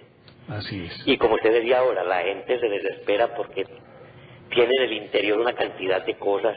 Y sobre todo que tienen muchos miedos y muchas preocupaciones. Sí. Y a veces son medidas desesperadas para encontrar una tabla de salvación. Exactamente, yo la conté así por encimita la historia mía, por encimita porque siempre está tardecito y entonces pues me gustaría mucho que la gente se diera cuenta de eso, de que lo de nosotros está en el interior y nosotros estamos aquí cumpliendo una misión. Y mira, yo tengo 49 años y soy vidente, perdí la vista, pues tengo el 90% de visión perdida. Y yo he sido luchador desde los 7 años. Y en este momento no tengo las manos para trabajar. Inclusive ni sentimentalmente puedo conseguir una mujer precisamente por eso. Porque es muy difícil pues que lo comprendan a uno a veces como es, ¿sí me entiendes? Sí, claro. O uno comprende a la mujer. Y mira, yo tengo 49 años, perdí la vista, no tengo ni en mis manos. Gracias a Dios, pues tengo el 90% de visión perdida, me siento un rey con ese 10%. Yo voy a Medellín, yo vivo solo, yo hago todo. La familia mía, claro, que venga para la calle, no, yo mientras pueda valerme por mí mismo, me valgo por mí mismo. Porque es que hay gente que cree que perder algo un sentido es volverse uno parásito. Sí. Y entonces, ¿qué pasa? Entonces la gente, entonces uno tiene ese vainas por dentro, y a mí me ofrecían negocios sucios, porque estoy en Cali en todo el fenómeno del narcotráfico. Y me decían, métete a esto, y yo nunca voy a defraudar a mis viejos, porque mis viejos me enseñaron fue lo bonito, lo bueno, y no quiero yo mañana de pronto aparecer yo maniatado y dañarle la vida a mis viejos. En este momento volví a Granada, ya mi viejo murió, la familia mía se fue para Medellín, yo vivo aquí solo, y yo me siento realizado, a pesar de que, como te digo, solamente tengo una hija, vivo solo, tengo mis manos para trabajar, tengo una pequeña media entretenedorita aquí en la casa, yo incluso los veo a usted mucho por la noche, me pongo a trabajar por la noche. Sí. Y entonces me encanta colocar el programa de ustedes. Entonces el principal aporte mío es, hombre, que ni ser muy conformista, ni ser muy ambicioso, porque todo extremo vicioso es malo. Y el fanatismo, hombre, el fanatismo le hizo mucho daño al mundo. Sí. Y le sigue haciendo. Aunque ya le hace menos, porque mira que ya anteriormente la gente se mataba por política, y ahora un padre de familia... Igual, también, se siguen matando por política. Sí, no, lógico que sí, pero mira que sí me arma un poquito, porque anteriormente un padre de familia pues, era codo, era conservador, y todos tenían que irse tras de votar por él mismo. Así es. ¿Sí me entiendes? Y ya ahora ya uno tiene la forma de escoger. Por ejemplo, en el fútbol se matan mucho, me parece una tristeza, hombre, que no sepamos ni celebrar un triunfo, ni aceptar una derrota. Hombre, qué tristeza, hombre, que yo voy a un estadio y, hombre, se perdió, listo, o sea, que en el juego se pierde o se gana. Pero nunca uno poner, pues, con el fanatismo, es que el fanatismo, yo vi, por ejemplo, ese programa de la peluña del diablo, yo no hice la verdadero, pero uno me ponía a verme qué tristeza, que porque una pelada es prostituta, si no tiene más como conseguirse la comida, la está consiguiendo, porque yo tengo que llegar y que matarla de esa manera, o apedrearla. Hombre, eso es de ella, el cuerpo es de ella, y siempre y cuando no le está haciendo mal daño a la gente. Hombre, qué bueno que el mundo cambiara, pero yo digo una cosa, Néstor, mientras en el mundo no enseñen ética y valores desde los peladitos, desde que están empezando los cimientos a fortalecerse, ahí no hay que hacer, porque nos prometen nomás pura cosa que ni quiera humanitar de pronto. Hombre, ética y valores, y que la persona tenga la esperanza de poder escoger lo que quiere estudiar. Hombre, que voy para Estados Unidos, voy a estudiar inglés, pero yo para qué aprendo inglés si no voy para Estados Unidos. ¿Qué dice usted de eso? Así es, Leoncio. Leoncio, muchísimas gracias. Hombre, a ustedes, y un feliz día, hermano, y les digo una cosa, ustedes se merecen el nombre de maestros, hermano. Muchas gracias, muchas porque gracias. estos maestros son muy poquitos los que hay. Muchísimas gracias, Bueno, Leoncio. que Dios los bendiga y Vuelva a llamarnos. que me les vaya muy bien. Hasta luego. Felicidades. Creo que nos llama desde Bogotá, Cristian. Cristian.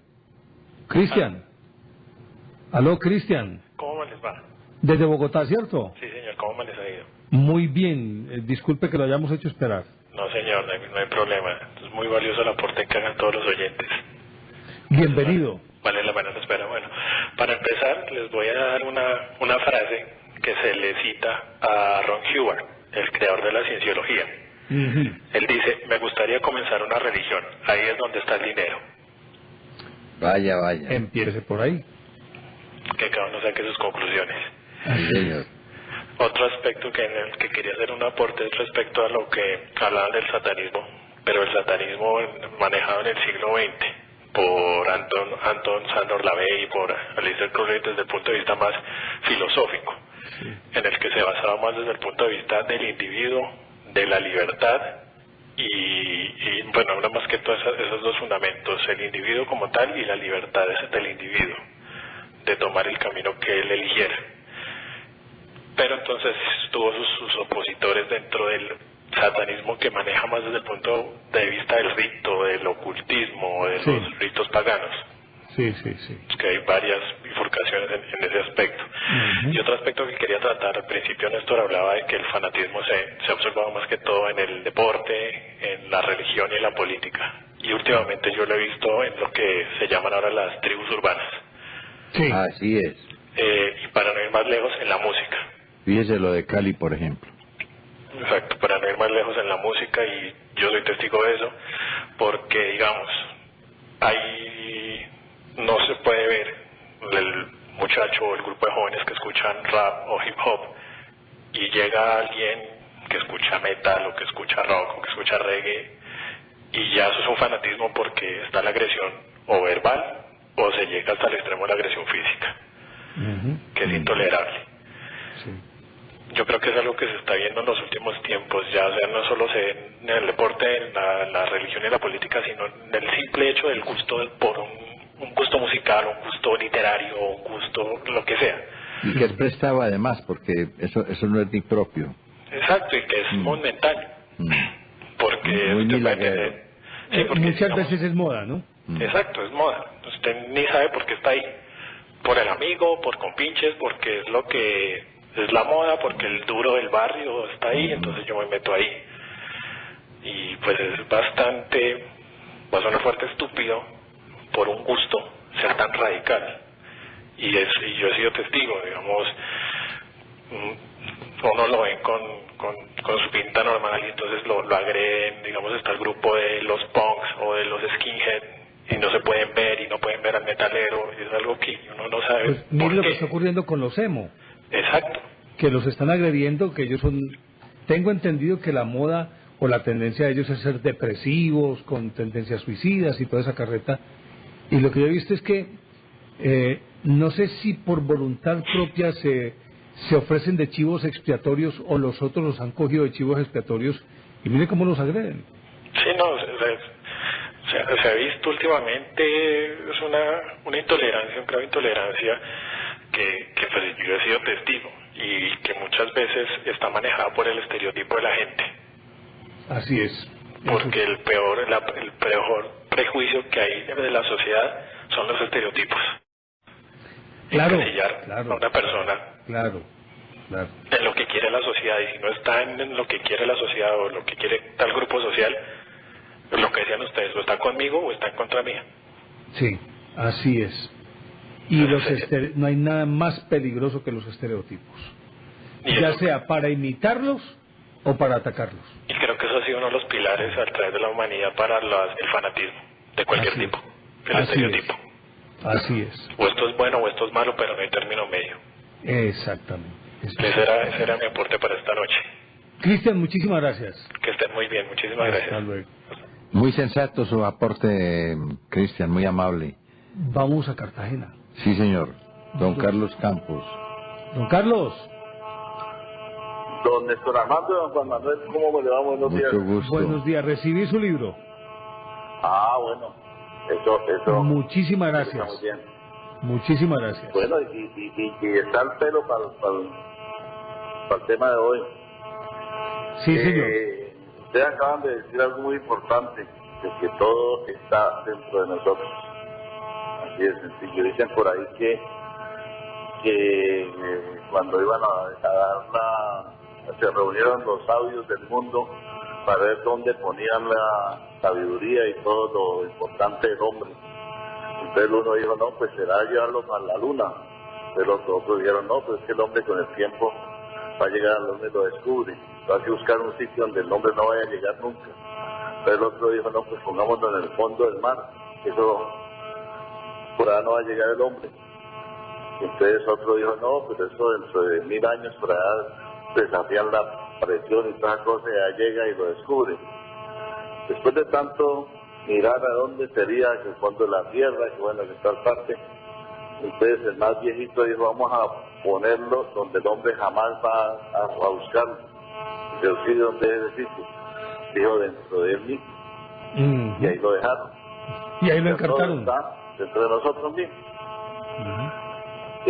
Yo le comentaba las cosas, yo soy israeliano, que de eso trata el libro, pero ahí solamente prohíben 2 cosas, ahí no piden plata, para nada, y solamente prohíben 2 cosas, la no violencia, o sea, la violencia, o sea, se practica la no violencia total, y la segunda que se prohíbe es que dice, del mensaje sin tratar de convencer.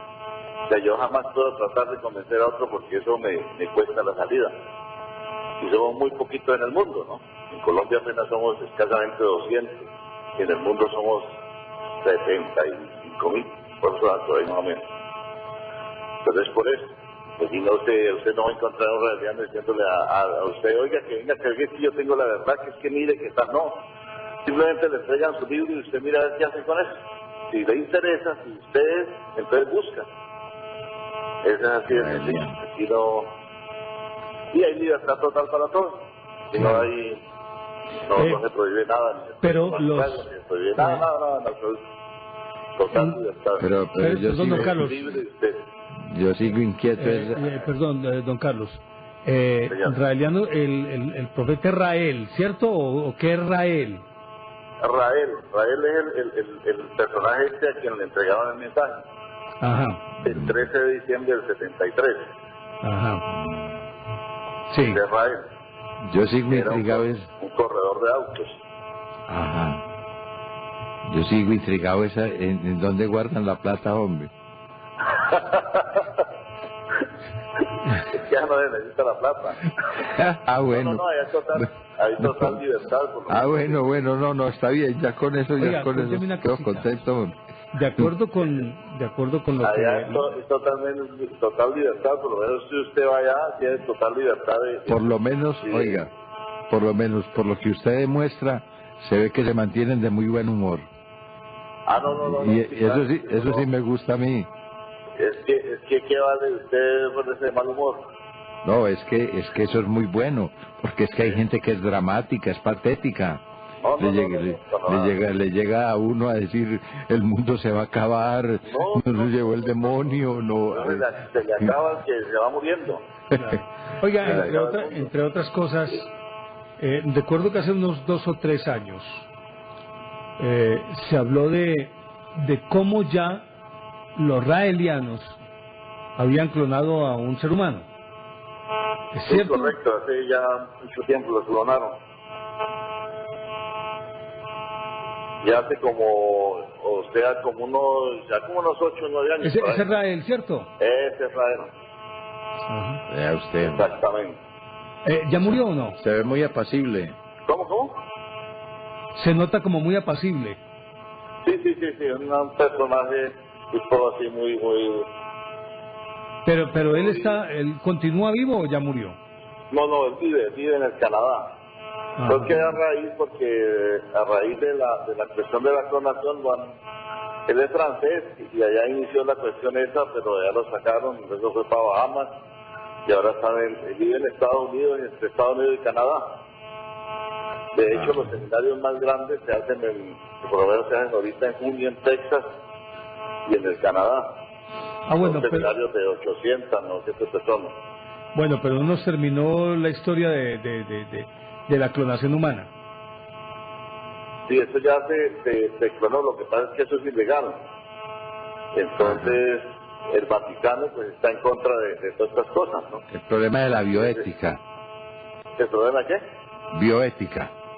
Exactamente. Entonces, Sí, por lo señor. menos, fíjese que ya por lo menos ahorita va a haber un avance con el presidente de Estados Unidos, que es ya por lo menos dio un paso importante al aprobarlo de la manera. Hombre, don Carlos, Hombre, qué pena qué que se cayó lástima. su llamada. Vuelva a llamarnos, por favor. Eso debe nos, ser nos llama doña Mary sabotaje de la oposición.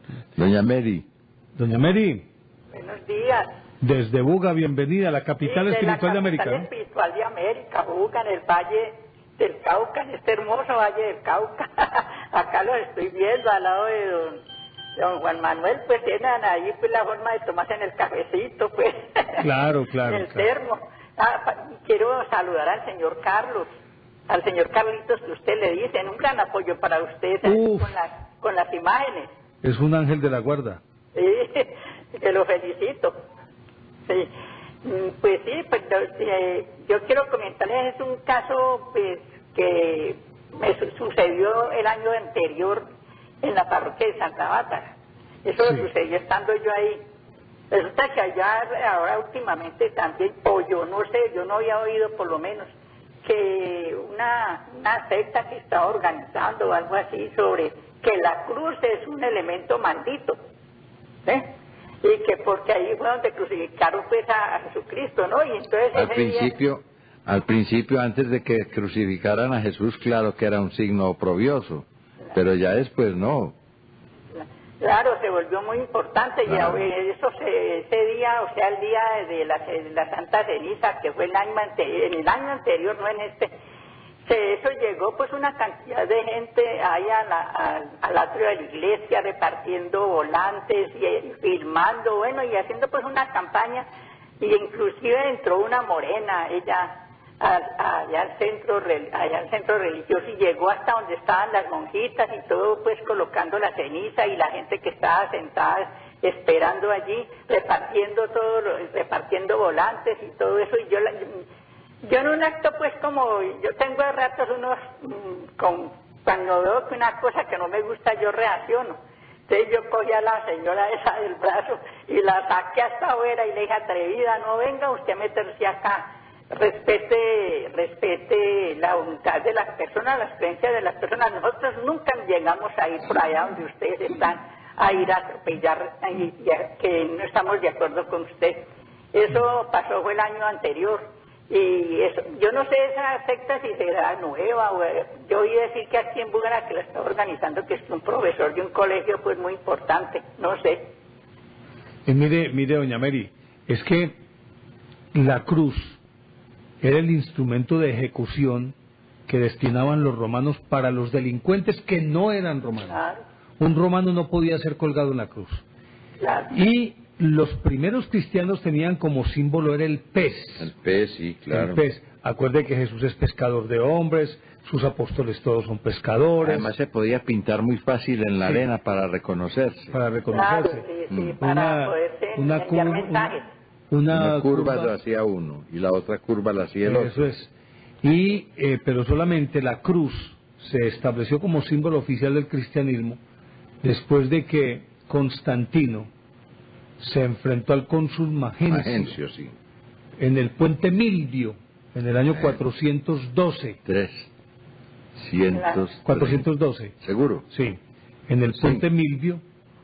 Y resulta que la noche anterior él había tenido una visión, o se dice que también en la mañana, antes de la batalla, vio en el cielo una cruz y encima una leyenda que decía: in hoc signus vinces, Claro, sí. con este signo vencerás.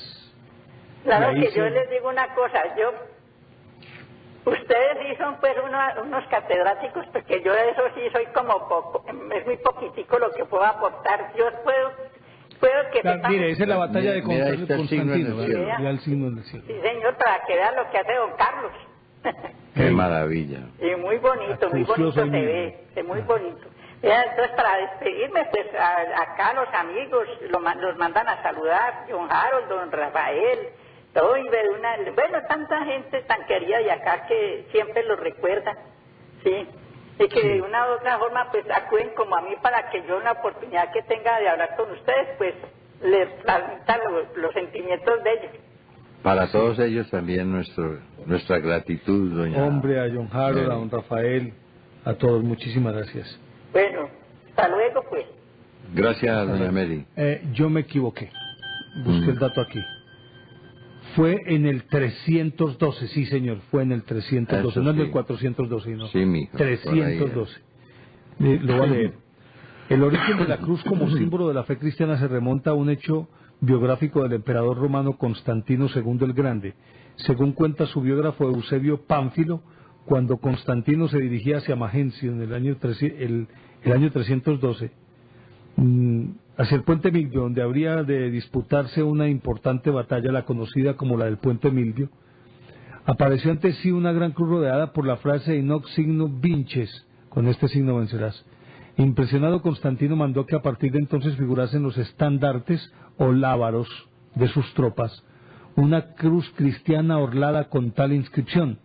Años después, durante el primer concilio de Nicea, celebrado en el 325, el emperador decretó que fuese adoptada la cruz como símbolo oficial de la religión cristiana. Tenemos unos mensajes importantes, Néstor. Sí. Y uno de ellos es la explicación del ideograma chino. No, ¿es Ángel o Alejandro? Alejandro. Sí. El ideograma chino quiere decir eternidad. Ah, perfecto. Sí, señor. Bueno, sí, señor. nos llama Pero Alejandro. fue porque tiene 3 patas, ¿no? Porque si fuera de 2, sería hombre grande. Ah, perfecto. Pero tiene las 3. Bueno, Alejandro desde Bogotá. Alejandro. Aló, Alejandro.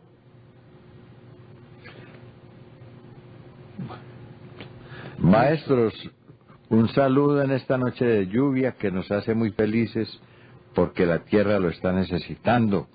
Reportando sintonías de Belén Las Mercedes, gracias por hacer útil el insomnio.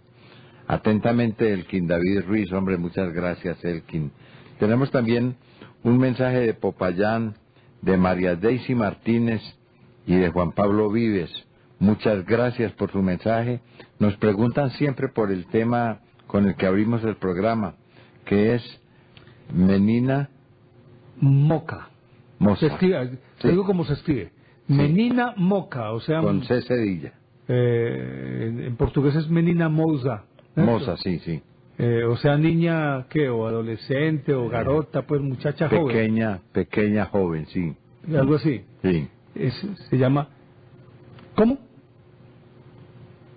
Sí, se llama Menina Moca, es de Stanguets. Nuestra última llamada. Recuerden, quienes estén interesados en nuestro libro La Bella Villa, pueden llamar a este teléfono que va a aparecer en pantalla. Es el 310-540-3833. 310-540-3833 para que pidan toda la información que necesiten alrededor de nuestro libro La Bella Villa. Corrijo, lo de Constantino fue en el año 312, no como dije en principio, sí, 412. Sí, señor, 312. era eso lo que había que aclarar. Después de muerto no se puede gozar, nos dice don Abrián Caballero. Aunque dicen que uno vuelve a reencarnar, por si acaso no es mentira, mira si no reencarno en nada. Ah, después de muerto no se puede gozar. Noche, buenos días. Gracias, Adrián, muy amable. Entonces, doña Elda Uribe. Desde Manrique. Sí, señores, buenas noches. ¿Cómo le va? Bastante bien, ¿ustedes cómo están? Bien, señora, muy bien, amable. señora, afortunadamente. No los estoy oyendo es nada. ¿Aló? No, tranquila, nosotros Tranquila, estamos escuchando bien. perfectamente. Adelante.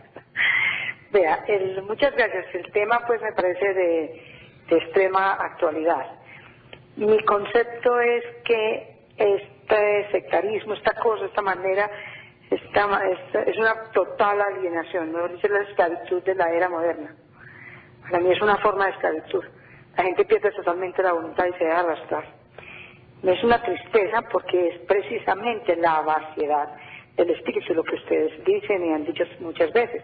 Cuando no tienen nada adentro, se agarra de lo que le dicen los demás y se deja llevar como borregos. Incluso como borregos hasta el matadero. Lo que han hecho todos estos líderes que simplemente arrastran a la gente con su capacidad de convicción y hasta luego, hasta ahí van por el volado, por el murito hacia abajo como el atacán. Ajá. Y la otra cosa que yo decía era lo siguiente, que después del pensum retiraron la ética, los valores, el civismo, la urbanidad de Carreño, la gente perdió como la guía, perdió como el norte, que ya cada uno agarró como por un lado y para el otro. Y si usted mira la degradación, tiene mucho que ver, es decir, es cuando comenzó. Tengo la idea que es así, y definitivamente es el vacío interior lo que hace que intente llenarse con tanta cosa, tanta bobada y tanto fanatismo. Respetable, indudablemente, porque es la elección de cada uno, pero se me ocurre que no es tanta la capacidad de elección, sino que es alienación total. Uh-huh. Y es la imposición inclusive del medio que circunda al individuo, el mismo consumismo, el mercantilismo, todo eso. Un amigo mío dijo cuando se jubiló, dijo, pues llegué a jubilado sin plata, pero tengo dos ideas: voy a poner un peaje o voy a fundar una iglesia. Y yo le dije, se escogió las dos mejores opciones. Sí. Así es. Pues así es. Bueno, muchísimas gracias, los felicito, y se me han convertido en mis 2 horas de lectura diaria. Muchísimas gracias. Y cultura general. Muchísimas gracias a Juan Manuel y a Néstor. Néstor Armando. En honor al equilibrio informativo, Néstor, mire este mensaje. Muchísimas gracias y feliz noche. A usted, doña Elda. No es que uno mire los programas con lupa, sino que hay cosas que no se pueden admitir como lapsus, sino como horrores. Oiga pues, ¿no? O sea, no hay derecho a equivocarse. Señor Néstor Armando Alzate, tiene usted toda la razón. La estrella que allí mostraron ayer no es la de David. Se remueve todo el judaísmo ante lo dicho por el señor Juan Manuel Serna. Qué pena con esta religión. Oiga pues, hombre, hasta donde nos van a mandar. La de David tiene 6 puntas, y tal como lo afirmó el señor Alzate, se compone de 2 triángulos superpuestos y nada tiene que ver con los amuletos o talismanes, por los clavos de un machete. Pero el señor Serna casi que apostaba porque era la de David, el problema de la testarudez. La que mostraron ayer de 5 puntas se llama pentagrama. Ahí me dijo pentagrama, yo no sé qué quiere decir pentagrama. O estrella pentagrama, pentáculo, pentalfa o pentángulo, que está parada en 2 puntas, que es el símbolo del bien, No sé qué será el símbolo. Si lo está en una punta, es el símbolo del mal, porque sobre esta se puede pintar una figura zoomorfa que representa al demonio. Muchas gracias y un poco más de cuidado con las creencias religiosas y sus símbolos tradicionales. Raúl Hoyos Aldarriaga, de la tertulia de Crucigrama y otros. Hombre, muchas gracias, ¿no?, por la filípica. Realmente yo lo que cometí fue un lapsus. No creo que haya cometido un horror, pues. ¿No? Yo no tengo nada contra los judíos ni contra... Bueno, yo ya corregí cuando dije que fue en el año 312, fue un lapsus. Sí, también, porque mañana te traje que hiciste un horror. Llegamos a las conclusiones, Juan. Hombre, el fanático se vuelve estúpido, definitivamente. El fanático se empecina y sigue martillando sobre lo mismo, y ahí se muere y ahí se queda. Es una persona que nunca progresará, pobrecitos. Y esa obcecación. Sí, es una obcecación, es una tendencia, es una obsesión por el mal. Sí, empecinamiento, lo que decíamos, y me remito otra vez a la frase de Churchill. Fanático es el que no puede cambiar de opinión y no quiere cambiar de tema. Sí, señor. Tristemente así es. Pero ante esto lo que yo creo que tiene que imperar es la sensatez del individuo y tener la capacidad de razonar.